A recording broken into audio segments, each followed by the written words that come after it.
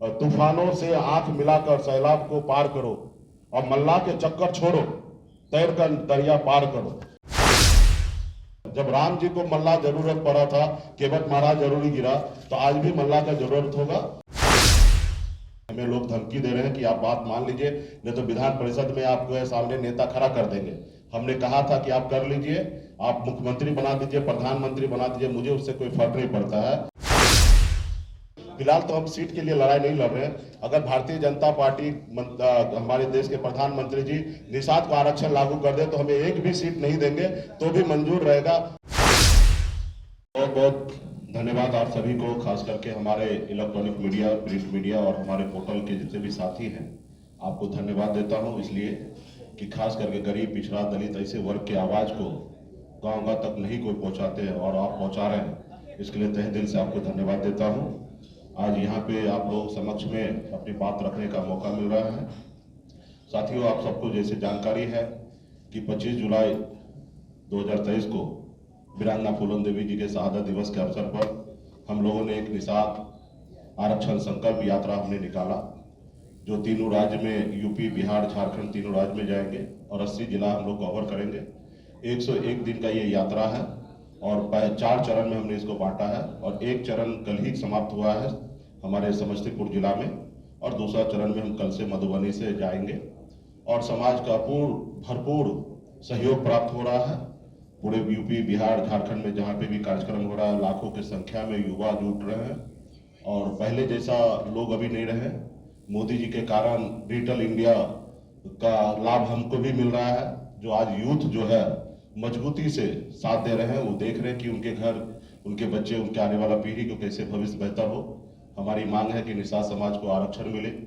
जब बंगाल में आरक्षण है, दिल्ली में आरक्षण है, तो बिहार या उत्तर प्रदेश, झारखंड में क्यों नहीं? जब देश एक है, देश के चलाने वाला माननीय प्रधानमंत्री जी एक है, गृह मंत्री जी एक है, तो भला हमारे साथ भेदभाव क्यों हो रहा? तो इसके लिए हम लोग निरंतर लगातार सभी जिला में घूम रहे हैं और हजारों लाखों की संख्या में लोग हाथ में गंगा जल लेकर संकल्प कर रहे हैं कि हम एक रोटी कम खाएंगे लेकिन अपने बच्चे को पढ़ा लिखा के काबिल बनाएंगे। हाथ में गंगा जल लेके संकल्प कर रहे हैं कि हम समाज की एकता के लिए, समाज को आगे बढ़ाने के लिए हर परिस्थिति में हम संघर्ष करेंगे। तो ये सारे चीजों को लेकर और एक अभी तक तकरीबन हम लोगों ने 10 लाख के आसपास में गंगा जल लेके समाज के लोगों ने संकल्प ले लिया है और इसको और गति देने के लिए हम लोगों ने प्लान किया है।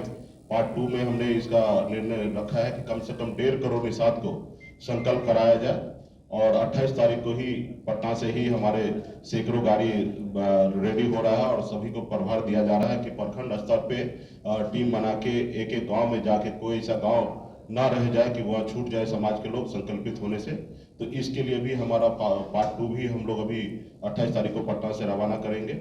उसके आगे भी धीरे धीरे कार्यक्रम बढ़ते रहेगा और बहुत ही भरपूर सहयोग मिल रहा है और खास करके आप लोग भी जितने भी नेशनल चैनल, तो निश्चित तौर पर उतना सपोर्ट नहीं मिल रहा है लेकिन जितना मिलना चाहिए, लेकिन उनका भी सपोर्ट मिल रहा है और खास करके जितने भी हमारे यूट्यूब चैनल है या बिहार के रीजनल चैनल है, सबका भरपूर सहयोग मिल रहा है और गांव गांव तक, एक एक लोगों तक हमारी बात को पहुंच रहा है, आवाज पहुंच रहा है। इसके लिए आप सभी को धन्यवाद दे रहा हूँ। देखिए, आज देश और दुनिया सबको पता है और आपको भी पता है, मुकेश सहनी को एमएलसी नहीं मिला, उसके बदले में उनको एमएलसी बनाया गया। उसके बाद मुकेश सहनी को रोकने के लिए मैंने 25 तारीख को ही हमने कह दिया था कि हमें लोग धमकी दे रहे हैं कि आप बात मान लीजिए, नहीं तो विधान परिषद में आपको सामने नेता खड़ा कर देंगे।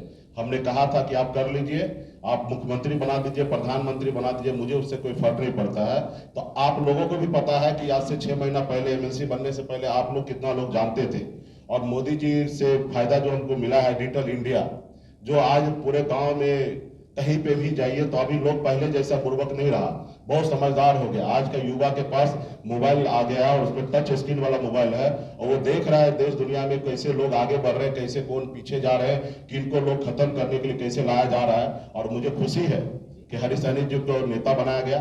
कल तक वो मान रहे थे भारतीय जनता पार्टी कि बिहार में नीतीश कुमार फैक्टर है और नीतीश कुमार जी को कमजोर करने के लिए सम्राट चौधरी जी को लाया गया, उनको नेता बनाया गया। और आज मुझे खुशी है कि आज वो मान रहे हैं कि नीतीश कुमार जी फैक्टर नहीं है, मुकेश सहनी फैक्टर है। इसलिए सम्राट चौधरी जी को आनंद फानन में उनको उतार दिया कुर्सी से और आनंद फानन में हरीश सहनी जी को बैठा गया। इस बात से मुझे खुशी है कि लोग मुझे अभी समझने लगा कि बिहार में एक हम फैक्टर बन गए हैं। और सम्राट चौधरी जी को कोई खुशी से नहीं उतरे हैं, सम्राट जी को बहुत तकलीफ हुआ है। कल तक कुशवाहा समाज को लगता था कि मेरे समाज में से कोई एक नेता को लाए हैं और उनको खुशी मिलता था, लेकिन उनको उतारने के बाद उस कुशवाहा समाज से पूछे कि उनको कैसा लग रहा, और खुद सम्राट चौधरी को भी अच्छा नहीं लगा। उन्होंने एक खास करके जब उनको उतारा गया तो उन्होंने एक सोशल मीडिया पे और खास करके फेसबुक पे उन्होंने एक पोस्ट लगाया था, तूफानों से आंख मिलाकर सैलाब को पार करो और मल्लाह के चक्कर छोड़ो, तैर कर दरिया पार करो। यह बताइए कि भारतीय जनता पार्टी के प्रदेश अध्यक्ष मल्लाह समाज के बारे में इस तरीके से कोट लिखा गया। जब उनको दिल्ली से बात हुआ तो 24 मतलब कुछ ही घंटे में इसको डिलीट किया गया। तो ये भारतीय जनता पार्टी से दर्शाता है कि कितना उनको बेइज्जत करके उनको कुर्सी से उतारा गया। खास करके मैं बताऊंगा कि मल्लाह शब्द जो है, कभी भगवान श्री राम जी भी मल्लाह के बगैर पार नहीं हुए थे।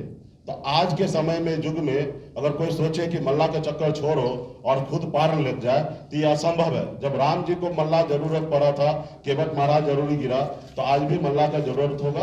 और मैं तो अभी भी आग्रह करूंगा, माननीय प्रधानमंत्री जी देश के प्रधानमंत्री हैं और उन्होंने भी संकल्प लिया था कि हम देश के हर वर्ग के लिए काम करेंगे, किसी से भेदभाव नहीं करेंगे, हर किसी को आगे बढ़ाएंगे। तो मैं अभी भी आग्रह करता हूँ, उम्मीद करता हूँ कि माननीय प्रधानमंत्री जी 5-6 महीना और हैं अभी देश में, और हम आग्रह करेंगे कि वो निषाद को आरक्षण, जो हम देश के संविधान के दायरे में रहकर मुझे आरक्षण चाहिए, हम नहीं चाहते कि हम पे कोई मेहरबानी करे।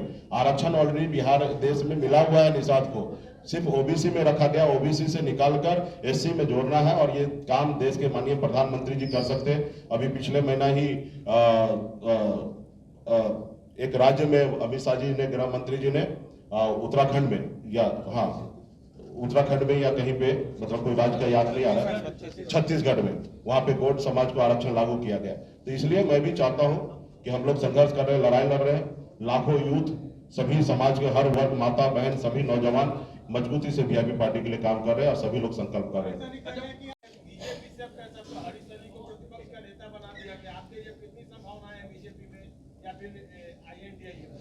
देखिए, मैं संभावना ढूंढ नहीं रहा, हम अपने हक अधिकार के लिए लड़ाई लड़ रहे हैं, हम संभावना ढूंढ नहीं रहे।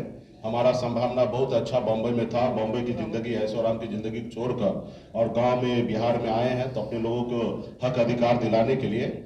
और हरीश सहनी जी जो हमारे समाज का ही बेटा है, बड़े हैं, बड़ा भाई समान है, उनको भारतीय जनता पार्टी की तरफ से नेता बनाया, उसके लिए बधाई है उनको।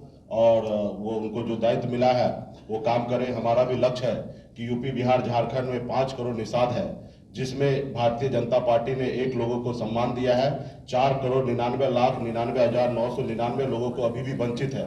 तो इनके लिए हम लोग काम करेंगे। बाकी अब जो लोगों को जो दायित्व मिला वो अपना देखे, और उनसे मैं बड़े भाई होने के नाते उनसे आग्रह करूंगा कि आप भी कभी वीआईपी पार्टी का सदस्य बने थे और आपने अपने पूर्वज को साक्षी मानकर आपने संकल्प लिया था, कसम खाया था कि वीआईपी पार्टी, विकासशील इंसान पार्टी के उद्देश्य को पूरा करेंगे और अपने समाज के हक अधिकार के लिए लड़ेंगे। तो कृपया करके आप जो उद्देश्य आपने संकल्प लिया था उसको पूरा करें, जहां पे भी रहे स्वस्थ होकर अच्छे काम करें। मेरा शुभकामनाएं उनको। हर पार्टी चाहती है कि हर पार्टी का लाइन होता है कि वो 20 सीट पे तैयारी कर रही है, 30 पे कर रही है, आप क्या 40 पे कर रहे हैं या कुछ और सोच रखा है? देखिए, अभी हम सीट के ऊपर तैयारी पे नहीं जा रहे हैं। हमारी तैयारी 134 लोकसभा सीट है तीनों राज्य में, उस पर हमारी नजर है। जो हमसे दोस्ती करेंगे वो 60 लोकसभा सीट जीतेंगे, जो हमसे दुश्मनी करेंगे वो 60 लोकसभा सीट हारेंगे। और जब हमसे 60 का फायदा होगा तो निश्चित तौर पे हम भी चाहेंगे हिस्सेदारी अच्छा हो, क्योंकि जब पॉलिटिकल पार्टी है तो जब चुनाव लड़ने के लिए जाएंगे तो हम चाहेंगे कि जिधर हम जाएं 60 सीट का अगर फायदा दे रहे तो उसके अनुरूप हमें फायदा पॉलिटिकल पार्टी के नाते हमें सीट मिले। फिलहाल तो हम सीट के लिए लड़ाई नहीं लड़ रहे हैं। अगर भारतीय जनता पार्टी, हमारे देश के प्रधानमंत्री जी निषाद को आरक्षण लागू कर दे तो हमें एक भी सीट नहीं देंगे तो भी मंजूर रहेगा। हम बेगर कंडीशन भारतीय जनता पार्टी को और देश के प्रधानमंत्री जी को समर्थन देंगे और उनको मदद करेंगे। और कुछ मुकेश जी, जो प्रेशर पॉलिटिक्स आप कर रहे थे, लग रहा है कि दाव उल्टा पड़ गया? बिल्कुल ही नहीं। आपको इतना सारा चीज में आपको समझ में आना चाहिए, कोई उल्टा नहीं पड़ा। मुझे खुशी है कि मुझे लगता है कि हम बहुत सही रास्ते पे और आगे बढ़ रहे हैं। बहुत बहुत धन्यवाद आप सभी को। तो मुकेश जी, इसका मतलब है कि आपने तय कर लिया कि अब आप एनडीए के साथ जाएंगे? हमने क्या तय कर लिया, उस समय आएगा तो आपको फिर से बताएंगे बढ़िया से। तय नहीं किया? बहुत बहुत धन्यवाद, बहुत बहुत धन्यवाद।